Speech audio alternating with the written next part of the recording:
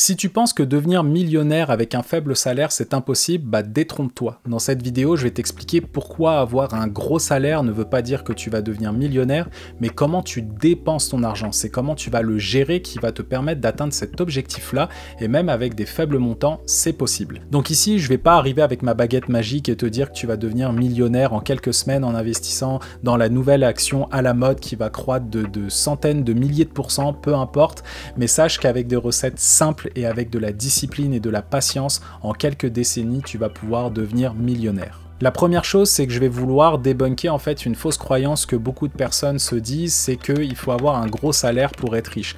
Et c'est pas du tout le cas, parce qu'on va prendre l'exemple des athlètes professionnels ou encore des artistes qui ont gagné des millions et qui se sont ruinés parce qu'ils ont mal géré leur argent ou leur après-carrière. Par exemple, Mike Tyson, il était millionnaire, il avait beaucoup d'argent avec ses sponsors, avec ses combats, etc. Mais après, il a dilapidé son argent dans plein de choses inutiles, il a mal géré son argent, finalement, il s'est retrouvé ruiné. Et on peut prendre l'exemple aussi de Johnny Depp, par exemple, qui lui gagnait des millions en faisant des films, et vous l'avez vu dans les médias, en fait, qu'il avait pu un rond, qu'il était endetté, etc. Mais comment ces gens-là, ils ont fait, c'est qu'ils ont mal géré leur argent, et psychologiquement, c'est super difficile. Tu vas pouvoir te dire que tout simplement, une personne qui gagne beaucoup moins et qui a mieux géré son argent, qui a de l'épargne et des investissements, sera plus riche, entre guillemets, que Johnny Depp ou Mike Tyson. Là, je vais vous donner l'exemple inverse d'un Américain qui s'appelait Ronald Reed, en fait, qui est né dans les années 1920. Il était concierge et il a investi des modiques sommes en bourse dans un fonds prudent. Et sachez qu'à sa mort, ils ont découvert en 2014 qu'il avait plus de 8 millions de dollars dans son portefeuille. Et sachez que c'est les intérêts composés, en fait, qui ont fait croître son argent sur le long terme. Et avec des modiques sommes qu'il a investies et qu'il a été discipliné, voilà le résultat de son portefeuille. Donc la morale de cette histoire, c'est pas parce que tu gagnes beaucoup que tu vas forcément être riche, c'est comment tu vas être discipliné pour mieux gérer ton argent et l'investir. Donc là maintenant on va voir les 3 recettes simples pour accumuler 1 million. Donc la première chose, c'est d'épargner intelligemment. Donc dès que tu reçois ton salaire, tu vas te mettre un certain pourcentage de côté.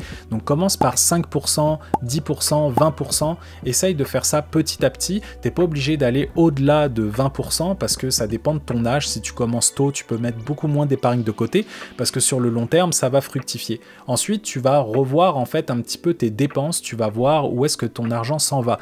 Donc là, tu vas prendre un fichier Excel, tu vas mettre tes revenus et tes dépenses et tu vas traquer ça pendant 3 mois, voir tes dépenses superflues et comment les optimiser. Parce qu'il y a beaucoup de gens qui vont me dire en fait, j'ai pas assez d'argent, j'arrive pas à épargner, etc. C'est trop difficile, le gouvernement, etc. Donc si tu regardes pas tes dépenses, est-ce que tu mérites d'avoir un abonnement à Spotify, à Deezer, à Netflix, à Amazon, etc. de dépenser de manière compulsive? Je ne pense pas. Si t'as pas assez d'argent, là il va falloir que tu épargnes d'une autre manière, il va falloir que tu coupes là-dessus vraiment pendant quelques mois, histoire de te mettre vraiment dans un bon mindset et de pouvoir épargner le plus possible, parce que quand tu seras à la retraite, ça va être encore pire. Là, je vais revenir sur un mythe au niveau des dépenses nécessaires, et là, il y a beaucoup de gens qui vont dire, là, j'ai pas un gros salaire, j'arrive pas à épargner, etc. Est-ce que tu as regardé encore une fois tes dépenses? Parce que les gens qui disent qu'ils veulent acheter maintenant parce qu'ils en ont besoin tout de suite, au lieu de se payer plus tard, entre guillemets, c'est l'achat différé. C'est par exemple quand vous avez investi votre argent et que l'argent travaille pour vous, vous pouvez décaisser votre argent avec du profit que vous avez fait plutôt qu'aller vous endetter pour acheter une voiture ou quelque chose qui va déprécier sur le long terme.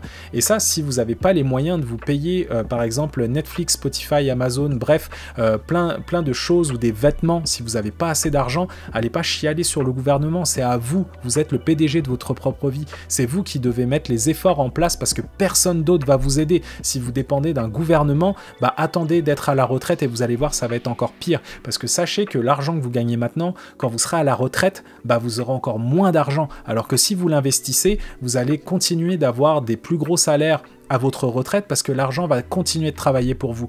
Parce que là, maintenant, les retraites, ça va être de plus en plus compliqué parce qu'il va falloir financer beaucoup plus de monde. Donc, la génération qu'on a actuellement, ça va être difficile, mais les prochaines, ça va être encore plus important. Donc, sachez que si vous ne mettez pas les choses en place tout de suite pour avoir un meilleur salaire, mieux épargner, moins consommer, surconsommer surtout, ça va vous causer des torts sur le long terme. Donc, faites très attention à ça. La deuxième chose, c'est d'augmenter progressivement ses revenus.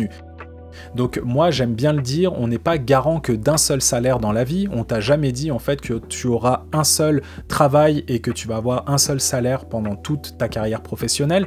Moi par exemple je suis un employé de bureau dans le domaine de la santé, à côté je fais de la musique, donc je fais des concerts, je suis payé, et donc comment j'ai pu monétiser en plus ma musique, c'est que mon album passe à la radio et mon clip passe à la télé par exemple en Nouvelle-Calédonie et je perçois des droits d'auteur, donc en fait c'est des revenus passifs. À côté de ça j'ai des dividendes que je reçois des entreprises et donc c'est plein de petites sources de revenus que je vais me créer, donc un side business, et je t'invite en fait à avoir ça parce que c'est très difficile en fait dans un emploi actuel de demander une augmentation, à moins que tu aies été vraiment super rentable et que tu as été hyper productif et que tu mérites une augmentation, mais c'est des choses que tu peux mettre en place pour augmenter progressivement en fait ton salaire et voir s'il y a des possibilités, par exemple si tu gagnes pas assez, de changer de travail, de changer peut-être de domaine qui te fait plaisir et qui est peut-être plus rentable. Donc à toi de voir, sur le long terme ça peut payer.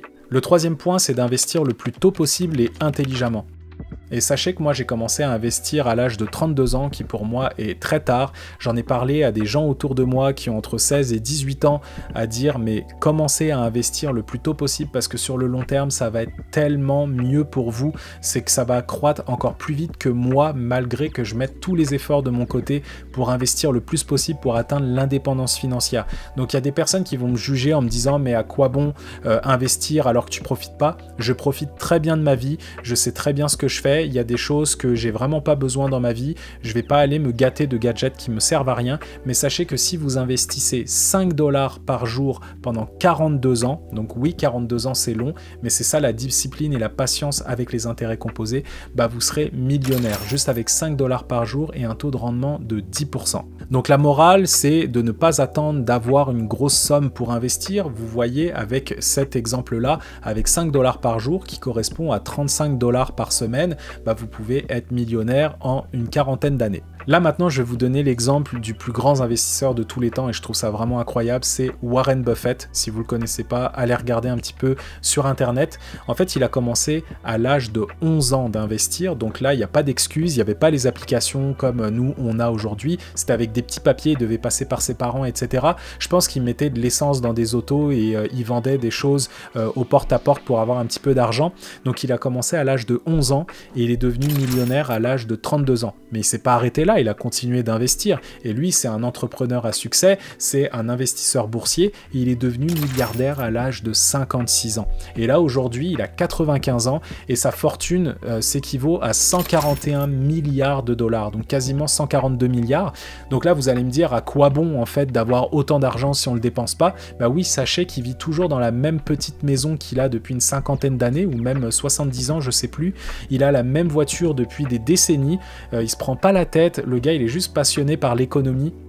Il a des entreprises, à côté de ça, bah, il parle, il fait des conférences, tout le monde le voit un peu comme un gourou, et pas dans le mauvais sens du terme, c'est que c'est vraiment un exemple de discipline et de résilience au niveau des investissements, et l'argent a juste travaillé pour lui, il n'a pas travaillé plus pour avoir plus d'argent, c'est qu'il a laissé son argent travailler sur le long terme, et c'est ça le plus important.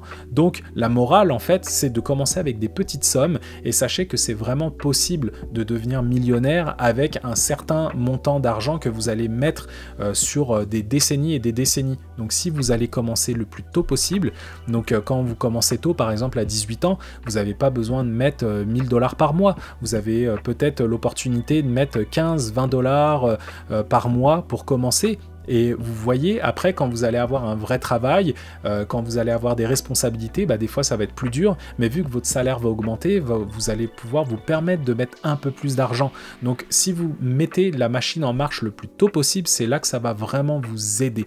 Donc ça, c'est vraiment un conseil que je veux dire vraiment à tout le monde. Croyez-moi, si vous commencez tôt, ça va vraiment jouer en votre faveur. Parce que si vous avez ce mindset-là de vraiment investir votre argent dès votre plus jeune âge, bah, comme moi, c'est que maintenant que je sais investir mon argent, bah, dès que l'argent que j'ai de côté, que je me dis j'en ai pas besoin dans l'immédiat, bah, je vais l'investir, je vais le placer, ça va m'éviter de dépenser dans du superflu qui va perdre de la valeur. La dernière chose que je voudrais vous parler, c'est d'avoir un esprit en fait d'investisseur et pas de consommateur. Donc là, on en a parlé juste avant, mais sachez que si vous avez l'esprit, par exemple, de refuser certains achats qui vont pas vous permettre de gagner de l'argent, mais plutôt de l'investir, bah c'est déjà un premier pas. Par exemple, si vous voulez vous acheter le dernier iPhone, par exemple, vous vous dites, je suis fan de technologie, mais déjà, t'as pas assez d'argent pour te le payer, ou peut-être tu as de l'argent pour te le payer, mais bah, dans 5-6 ans, ton iPhone, il vaudra plus rien, donc c'est de l'argent que tu as foutu en l'air. Bah, n'hésite pas à prendre un modèle avant, et la différence, tu peux l'investir. Par exemple, si tu es fan d'Apple, et des iPhones, bah, tu peux investir dans l'action Apple, parce que au détriment d'acheter un iPhone qui va perdre peut-être 20, 30, 40, 50% d'investissement en fait quand tu vas acheter cet iPhone là, bah, si tu achètes des actions Apple, bah, peut-être que ça va faire 30, 40, 50% en plusieurs années. Donc imagine l'effet inverse de consommer versus investir. Personnellement, je perçois tous mes achats comme un investissement. J'évite tout le superflu et tout ce que je peux acheter, il faut que ce soit rentable. Par exemple, le micro que j'ai là pour vous parler, je m'en sers pour la musique, je peux le déduire de mes impôts. Par exemple, cette caméra-là pour YouTube et ma musique, bah, je peux le déduire de mes impôts parce que c'est mes activités professionnelles. Et pareil, si je gagne de l'argent avec YouTube, ça va me permettre de développer en fait mon matériel, même si j'en ai pas beaucoup besoin, parce qu'il n'y a pas d'excuses, j'ai pas besoin de plein de choses vraiment pour filmer. J'ai besoin peut-être d'un logiciel en fait qui va me permettre d'acheter des choses libres de droit, par exemple, que vous voyez sur cette chaîne YouTube de temps en temps, mais c'est des investissements que je peux faire, et tout achat que je vais faire, il faut que ce soit un investissement personnel et pas quelque chose que je jette à la poubelle. Donc quand vous avez ce mindset là en fait des achats comme un investissement et pas de la surconsommation, vous allez voir sur le long terme ça va vraiment être payant, parce que vous allez revoir tout votre système en fait de consommation et vous rendre compte à quel point les choses des fois sont tellement inutiles. Et je peux voir des gens par exemple qui achètent des tonnes de vêtements qui n'hésitent même pas à ne pas mettre parce que justement ils se disent bah là c'est pas le moment, là je l'ai acheté parce que ça me plaisait, c'était en solde, et finalement ça reste dans un placard. Moi personnellement je me contente du peu, j'achète très peu de vêtements et ça m'aide vraiment au niveau de mon mental, de mon brouillard mental, de pas avoir le choix le matin en fait de m'habiller de telle façon ou de telle façon. Et je vous recommande de regarder un petit peu ça et de pas vous trouver des excuses en fait, parce qu'il y a peut-être une chose sous-jacente psychologique en fait à vouloir acheter de manière impulsive. Donc je vous invite vraiment à vous renseigner sur ce sujet-là, c'est super important. En conclusion de cette vidéo, qu'est-ce qu'on retient? C'est pas parce que tu as un gros salaire que tu vas être riche, c'est comment tu vas dépenser ton argent, c'est d'optimiser ce budget-là en fait et tes dépenses superflues qui vont faire une réelle différence, c'est de savoir augmenter tes revenus quand tu peux avec différentes méthodes, c'est de faire travailler ton argent, donc investir le plus tôt possible pour que cet argent-là travaille pour toi et pas l'inverse, et c'est de commencer le plus tôt possible avec une modique somme. C'est pas d'attendre d'avoir un gros revenu ou une grosse épargne pour commencer à investir, c'est commencer par petits pas et sur le long terme ça fera une réelle différence. Donc j'espère que tu as aimé cette vidéo, n'hésite pas à mettre un petit like, un commentaire, partage ça, ça va me faire vraiment plaisir, ça va renforcer en fait l'algorithme YouTube à référencer ce genre de vidéos. Merci à toi et je te souhaite à très bientôt pour une prochaine vidéo.